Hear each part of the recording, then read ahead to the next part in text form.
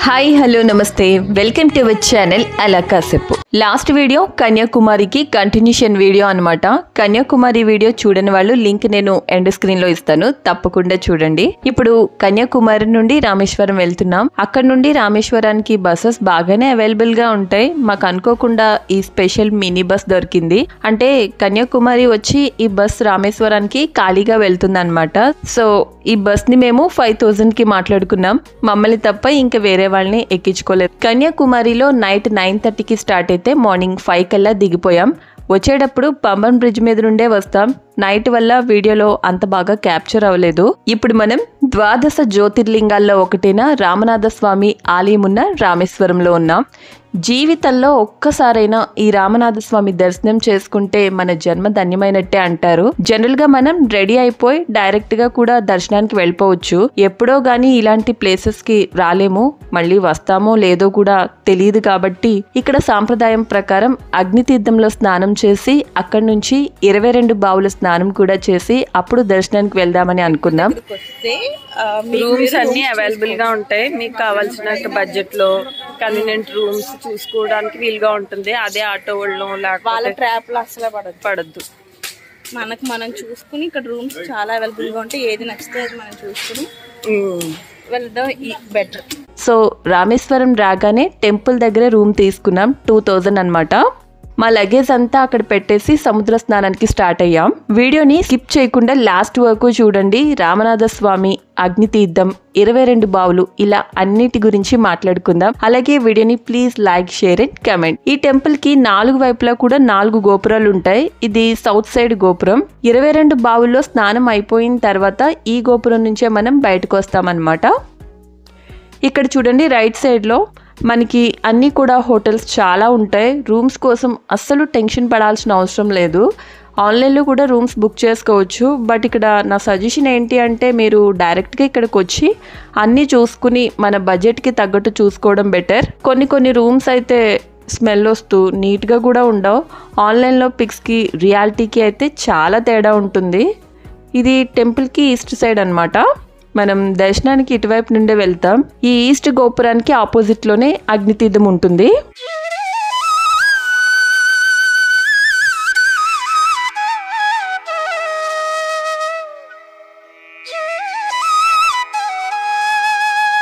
చూసారా జనం ఎలా ఉన్నారో.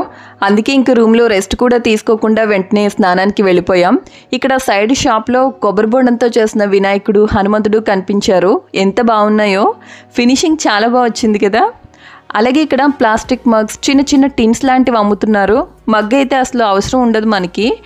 టిన్స్ అయితే సముద్రం వాటర్ని కానీ 22 బావుల వాటర్ని కానీ ఇంటికి తీసుకెళ్ళడానికి కొనుక్కోవచ్చు. అగ్నితీర్థం దగ్గరికి వచ్చేసాం. చాలా మంది జనం ఉన్నారు. ఇక్కడ పిండ ప్రదానాలు ఇంకా వేరే పూజలు కూడా చేస్తారు. ఒక్కొక్క పూజకి ఒక్కొక్క ప్రైజ్ ఉంటుంది. అక్కడున్న ఒక బోర్డులో ఆ ప్రైస్ డీటెయిల్స్ అన్ని రాసుంటాయి. ఆ ప్రైజెస్ అయితే ఫిక్స్డ్ అనమాట. యాక్చువల్గా ఈ రామేశ్వరం ఒక ఐలాండ్. ఇది బంగాళాఖాతం సముద్రం అనగానే జనరల్ గా అలలు ఎక్స్పెక్ట్ చేస్తాం కదా, కానీ అలలు ఏమీ లేకుండా ప్రశాంతంగా ఉంది సముద్రం అంతా.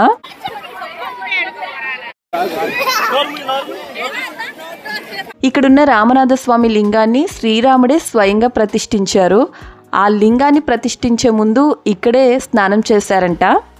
శ్రీరాముడు అంతటి వాడే ఈ పుణ్యతీర్థాల్లో స్నానం చేసి శివలింగాన్ని ప్రతిష్ఠించి తన బ్రాహ్మణ హత్య పాపాన్ని పోగొట్టుకున్నారని చెప్తారు. మనలాంటి వాళ్ళకి ఇవన్నీ నిజంగా మోక్ష మార్గాలని చెప్పొచ్చు. అందుకే ఇక్కడ స్నానం చేసిన తర్వాతే స్వామి దర్శనానికి వెళ్తాం. ఇక్కడ ఈ అగ్నితీర్థంలో స్నానం అయిపోయిన తర్వాత తడి బట్టలతోని 22 బావుల స్నానానికి వెళ్తాం. అంటే మళ్ళీ మనం ఈస్ట్ గోపురం దగ్గరికి వెళ్తాము. అక్కడ వే బోర్డు ఉంటుంది. అక్కడ నుంచి రైట్ సైడ్కి వెళ్తే నార్త్ గోపురానికి వెళ్తాం. 22 బావుల స్నానానికి నార్త్ గోపురం నుండి అలౌ చేస్తారు. వేరే ఎటువైపు వెళ్ళినా కూడా అలౌ ఉండదు. ఈ స్నానానికి పర్సన్కి 25 రూపీస్ టికెట్ ఉంటుంది. ఆ టికెట్స్ మనం లోపల తీసుకోవాలి.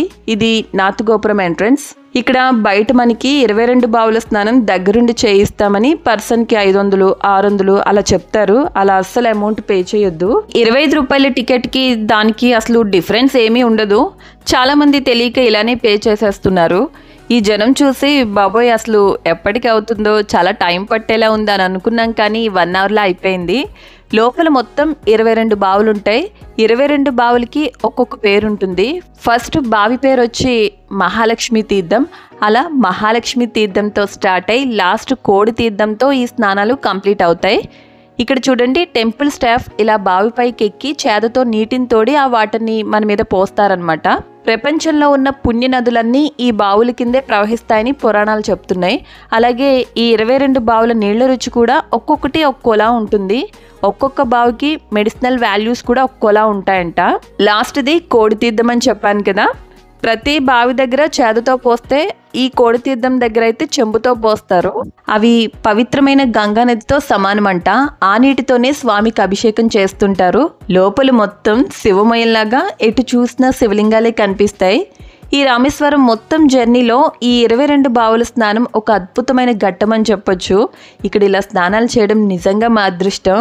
ఇప్పుడు ఇలా తడి బట్టలతో అయితే దర్శనానికి ఎలో చేయరు. సౌత్ గోపురం దగ్గర డ్రెస్ చేంజింగ్ రూమ్స్ ఉంటాయి. మేము ఆల్రెడీ రూమ్ తీసుకున్నాం కాబట్టి అక్కడికి వెళ్ళి డ్రెస్ చేంజ్ చేసుకుని వెంటనే దర్శనానికి వచ్చేసాం. ఇప్పుడు దర్శనానికి వెళ్తున్నాం. చాలా ఎండ విపరీతంగా ఉంది. జనం కూడా చాలా ఎక్కువ. మేము అనుకోకుండా యాక్చువల్గా అమావాస్య రోజు వచ్చామంటే ఈ అమావాస్య రోజు చాలా ఇష్టమైన రోజు. ఈస్ట్ గోపురం నుండే దర్శనానికి లైన్స్ ఉంటాయి. స్పెషల్ దర్శనమైనా ఫ్రీ దర్శనమైనా అటు నుంచే వెళ్ళాలి. స్పెషల్ దర్శనానికి 100 రూపీస్ 200 రూపీస్ టికెట్స్ ఉంటాయి. మేము ఫ్రీ దర్శనానికే వెళ్ళిపోయాం. ఈ టెంపుల్ టైమింగ్స్ వచ్చేసి మార్నింగ్ 6 to 1, మళ్ళీ ఆఫ్టర్నూన్ 3 to 8:30 వరకు. అలాగే స్ఫటికలింగ దర్శనం కూడా ఉంటుంది. ఈ దర్శనం టైమింగ్స్ వచ్చేసి మార్నింగ్ 5 to 6 వరకు ఎలా ఉంటుంది. దీనికి 50 రూపీస్ టికెట్ తీసుకోవాలి. ఈ స్ఫటికలింగ దర్శనానికి ఆన్లైన్లో అయినా ఆఫ్లైన్లో అయినా టికెట్ తీసుకోవచ్చు. రాముడు రావణాసురుణ్ణి సంహరించిన తర్వాత బ్రాహ్మణ హత్య పాపం నుండి పరిహారం కోసం 3 శివలింగాలు ప్రతిష్ఠించారు. అందులో 2 శ్రీలంకలో ప్రతిష్ఠించారు. మూడోది ఈ రామనాథ స్వామి లింగం. ఈ శివలింగాన్ని సీతాదేవి స్వయంగా సముద్రంలో ఇసుకతో చేసిందంట. రాముడు ఆ శివలింగాన్ని ఇక్కడ ప్రతిష్ఠించారు. అందుకే ఈ శివలింగాన్ని రామనాథుడు అని పిలుస్తారు.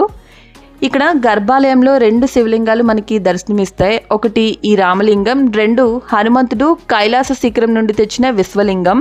లోపలికి వెళ్ళిన తర్వాత లోపల పెద్ద ఏనుగు ఉంటుంది. అక్కడ ఆ ఏనుగు అందరినీ ఆశీర్వదించి లోపలికి పంపిస్తుంది. అలా రామనాథ స్వామి దర్శనం అయిపోయిన తర్వాత పర్వతవర్ధిని అమ్మవారి దర్శనం చేసుకోవాలి. ఈ టెంపుల్ మొత్తం 15 ఎకరాల్లో నిర్మించారు. కానీ ఎక్కడ కూడా ఖాళీ ప్లేస్ మనకి కనిపించదు. టెంపుల్ మొత్తం ఏదో ఒక కన్స్ట్రక్షన్ ఉంటుంది. చుట్టూ శివలింగాలు చాలా కనిపిస్తాయి. ఈ టెంపుల్లో పిల్లర్స్ చూసారా, ఇలా మొత్తం 4000కు పైగా పిల్లర్స్ ఉంటాయంట. ఒక్కొక్క పిల్లర్ హైట్ వచ్చేసి 30 feet ఉంటుంది. ప్రతి పిల్లరు కూడా డిఫరెంట్గానే ఉంటుంది. అంటే ఏది కూడా సేమ్ ఉండవన్నమాట. ఇక్కడ రూఫ్ పైన పెయింటింగ్స్ చూసారా, చాలా కొత్తగా ఉంటాయి. వీటిని ఎప్పటికప్పుడు అప్డేట్ చేస్తూ ఉంటారంట. అలాగే ఈ కారిడార్ ఉంది కదా, ఇది ఇండియాలోనే హిందూ దేవాలయాల్లో ఉన్న అన్నిటికంటే పొడవైన కారిడార్ అంట. ఈ కారిడార్ మొత్తం 6.9 kilometers ఉంటుందంట. ఇలా అన్నీ చూసుకుంటూ బయటకు వచ్చే దారిలోనే ప్రసాదం కౌంటర్స్ కనిపిస్తాయి. ఆ పక్కనే కోడి తీర్థం బాటిల్స్ కూడా అమ్ముతున్నారు. ఒక్కో బాటిల్ 20 రూపీస్ ఉంటుంది. మేము కూడా ఈ కోడి తీర్థం బాటిల్స్ తీసుకున్నాము. ఎప్పుడైనా ఇంటిని శుద్ధి చేసుకోవడానికి ఉంటాయి కదా అని. జనం మామూలుగా లేరు అసలు. అయినా కూడా పర్లేదు, బాగానే అయిపోయింది మా దర్శనం. 11కి లోపలికి వెళ్తే 12-12:15కి బయటకు వచ్చేసాం.